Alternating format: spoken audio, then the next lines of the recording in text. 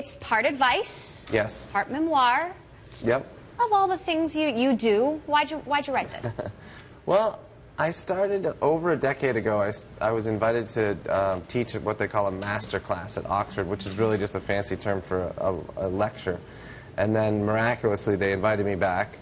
And so I started doing that every year. And then other groups started inviting me to lecture, and other schools. And something pretty amazing happened. I found that everyone from high school students to CEOs would come up to me afterwards and say, you know, that thing you said about creativity, or that thing that your perspective on opportunity, or this really resonated with me. It made me think in a different way. And I thought to myself, like, that's a wide group of people to come up to me afterwards and say they loved it. And then when someone suggested writing a book recently, I thought, oh, well, I'll just turn the lecture into a book, and then I won't have to lecture anymore. But then I realized that once you write a book, people want you to come even more to lecture. But anyway, but that's why I wrote it, basically because this lecture was honed over over a decade, and so like people were finding value in it. Thought it was worthwhile. So the audience is quite broad, as you said. What do you want people to take away? What's the main thing? Well, my view of the world is, I've described it as hallucinogenically optimistic, very aspirational.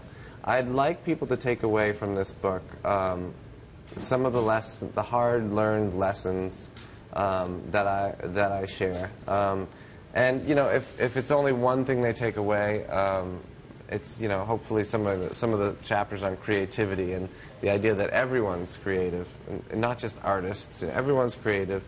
And we have, creativity is a renewable resource. And I'd like people to take away from this book a fresh perspective on the idea of giving back. Mm-hmm. So many people just do it wrong. They think they should wait until they're comfortable and older and moneyed, and then they should throw some money at a problem. But really, if you get started early with just volunteering, donating $5, the impact you'll have over your lifetime is so much greater. So I talk about the compound interest of altruism in this book. Just a lot of very aspirational aphorisms and funny stories to go along with them. Speaking of money, you don't sugarcoat how broke you were in the early days, like living in your mom's basement with your girlfriend. Yeah. You were living in an apartment somewhere. You couldn't even buy a bed. Yeah. What drove you then, and what drives you now that you do have money? Yeah. I was always this belief in my future self, like future Biz is going to be smarter and figure things out, so I just won't worry about it right now. And what drove me really, the work that I was doing was engaging to me. I always found something that I was really excited about doing, like when I started my first design studio, and that led to learning web design, and that led to my first foray into being a tech entrepreneur with an early social blogging network. I just really believed in the idea of democratization of information, so really excited to work at Blogger. Mm-hmm. And so money didn't matter because it was more of a mission. Mm-hmm. The mission drove me, mm-hmm. is the short answer. Does the mission still drive you? Yes. Yeah, for sure, and especially with Jelly. With Jelly, I left Twitter on a day-to-day basis a few years ago, and that gave me space to kind of, look at things from a higher level, kind of sort of get philosophical about this amazingly connected world we're living in now, and I asked myself, well, what is the true promise of a connected society? And yes, there's someone waiting to play letterpress with you right now, and there's all these wonderful things that come along with being connected, but I couldn't help but think the true promise of a connected society is people helping one another. Mm-hmm. And in a way, Jelly is a platform for doing just that. So I just feel like I can't go wrong working on this. So how's it been a few months into being the CEO for the first time? It's so great. It's just I've learned so much from being on the sidelines and being a support, that what I like to call an Oscar-winning supporting actor to so many great guys. Now you're the lead. Yeah, but I have such a wonderful support from my team. They're all so great, and I listen to them. I tend to pick up traits when I like them. But it's really fantastic being, you know, growing into this role. I have plenty of mentors. And who do you go to for advice when you need it? I go to Jack Dorsey. I go to Evan Williams. I go to Dick Costolo. I go to people that I know. And people what do you go to them specifically about? I mean, is each one of them different? Yeah, they are. Each one of them is different. Jack has almost been serving as my, you know, executive coach almost at this point. He's grown so much in the last 4 years. It's unbelievable. And we meet every Wednesday and then socially in between. But you know, very specific questions like, hey, this guy's been, you know, been at Jelly for a year. What do you think should I offer him, like, more money or this, that? You know, what would you do in this situation? Sometimes it's specific, sometimes it's very high level. You know, it's just a walk and talk.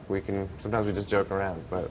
It's interesting because, you know, Nick Bilton's book about Twitter really sort of questioned a lot of, you know, the assumptions about the founding of Twitter and what we already knew. You know, he sort of thinks that Jack isn't a product genius like everyone says. He's more of a marketing genius. How do you respond to that? Jack is very talented marketing. I mean, look at Square. Square is this amazing. They're just taking off. But what about product? He's great at product. Jack is an artist. He's like an artist at heart, you know, and so. He thinks very abstractly about product. I mean, maybe that's where the confusion lies, because, you know, when he first, for example, described Square to me, and I invested in it, which I'm very glad about, you know, he talked about, you know, I said, what, you know, really? Like, payments? Is this something, why payments? And he said, Biz, payments are, they're a form of social interaction. We do them every single day. We look at another person in the eye and we give them money for the coffee or for whatever.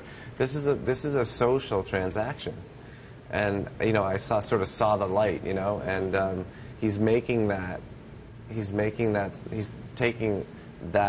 thing we've been doing for centuries and making it into an experience, and a beautiful experience with a beautiful product. So he's a great product guy. You sort of have your own telling in here about the founding of Twitter. It's almost like setting the record straight. It's you know, I lived it. It's what I saw. I mean, you seem to have done such a great job of maintaining relationships with everyone, deep relationships with everyone.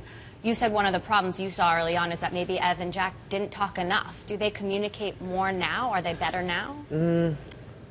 Like I said, I meet with them all the time, and Ev has kids now, and 2 boys, and I have a little boy, and so we get the boys together and play and all that stuff, and Jack and I meet socially. You know, I forced them to communicate because I had a birthday party recently, and they both had to come, so you know, but. You know, the thing is, they're so similar. You know, they're both this very quiet, soft-spoken, like speak when spoken to types, and you know, without sort of me in the middle, it would just be like 2 guys.